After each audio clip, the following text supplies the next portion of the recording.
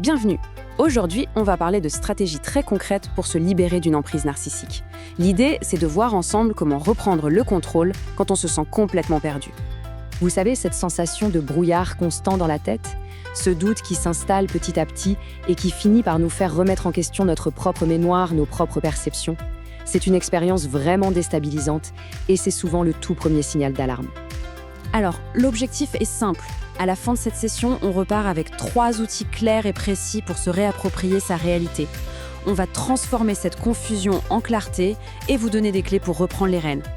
Avant de plonger dans le vif du sujet, un point important. Ce contenu est purement éducatif. Il ne remplace en aucun cas l'avis d'un professionnel de la santé, que ce soit un médecin ou un psychologue. Si vous êtes en situation de détresse, n'hésitez surtout pas à consulter. Allez, on commence. Pour pouvoir se libérer, la toute première étape, c'est de comprendre les mécanismes en jeu. C'est l'objectif de notre premier module, apprendre à voir à travers ce fameux brouillard. L'arme principale de la manipulation, c'est souvent le gaslighting. Et comme on le voit ici, c'est bien plus qu'un simple mensonge. C'est une véritable guerre épistémologique. Le but, ce n'est pas juste de vous tromper, c'est de démolir complètement votre confiance en votre propre capacité à percevoir la réalité. Alors, comment on fait pour reprendre pied ? Il y a un outil très simple, mais incroyablement puissant, le journal des faits. L'idée, c'est de devenir une sorte de reporter de sa propre vie. On note tout de façon objective, la date, l'heure, les mots exacts. Sans émotion, sans interprétation, juste les faits.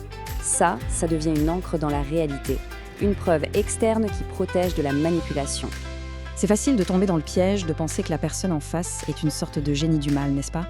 Mais la vérité, comme le dit cette citation, elle est beaucoup plus simple. Ce n'est pas du génie, c'est juste un script. Un script répétitif, standardisé et finalement assez prévisible. Et ce script, à quoi il ressemble ? Eh bien, il se déroule souvent en 4 actes, un peu comme une mauvaise pièce de théâtre qui se répète sans fin. Ça commence par une phase d'idéalisation intense, le love bombing. Puis vient la dévalorisation. Ensuite, le traitement par le silence, le rejet. Et enfin, les tentatives pour vous réaspirer. Un schéma malheureusement très classique. Prenez juste un petit instant. Est-ce que ce scénario vous parle ? Est-ce que vous reconnaissez certaines de ces phases ? Le simple fait d'identifier ces schémas dans sa propre histoire, c'est déjà un pas de géant. Ok, maintenant qu'on a un peu dissipé le brouillard sur les tactiques, il est temps de passer à l'étape suivante. Comment on fait pour récupérer son énergie ? Dans ce deuxième module, on va voir comment arrêter de nourrir le conflit. Face à la manipulation, il y a un choix crucial, réagir ou observer. D'un côté, la réaction émotionnelle, c'est ce qui nous vide. Ça draine toute notre énergie et ça alimente le conflit. De l'autre, l'observation analytique, ça nous permet de conserver notre énergie et de créer de la distance. C'est un vrai changement de perspective. Pour y arriver, imaginez-vous derrière une vitre, une sorte de vitre d'observation. Vous pouvez voir tout le spectacle de la manipulation se dérouler, mais sans y participer, sans être touché. Vous analysez les ficelles, vous voyez le jeu, mais vous n'êtes plus un pion sur l'échiquier.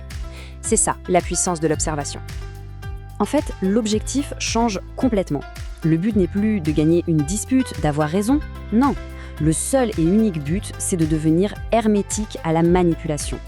De protéger son énergie, de construire une forteresse intérieure. Bon, on a vu comment y voir plus clair, on a vu comment préserver son énergie. Maintenant, il est temps de passer concrètement à l'action. Dans ce dernier module, on va voir comment devenir l'architecte de sa propre liberté. C'est fou comme il est souvent plus facile de donner de bons conseils aux autres qu'à soi-même, pas vrai ? C'est pour ça que ce test est si efficace. Posez-vous la question, si ma meilleure amie vivait exactement la même chose, qu'est-ce que je lui conseillerais de faire ? Souvent, la réponse est d'une clarté limpide. Le no-contact, ce n'est pas une punition ou une option, c'est une nécessité clinique. C'est le temps de sevrage dont le cerveau et le système nerveux ont besoin pour guérir. Ça permet de se réguler après un stress chronique et surtout de briser la dépendance chimique créée par le lien traumatique. Et attention, il faut s'attendre à une chose, le hoovering, cette fameuse tentative de réaspiration. Après la rupture, il y aura sûrement de fausses promesses, des déclarations enflammées. Il ne faut pas tomber dans le panneau. Ce n'est pas un signe de changement, c'est juste une tactique désespérée pour reprendre le contrôle. Alors, prêt à commencer ? Voici un plan d'action très simple en 3 étapes à mettre en place dès aujourd'hui.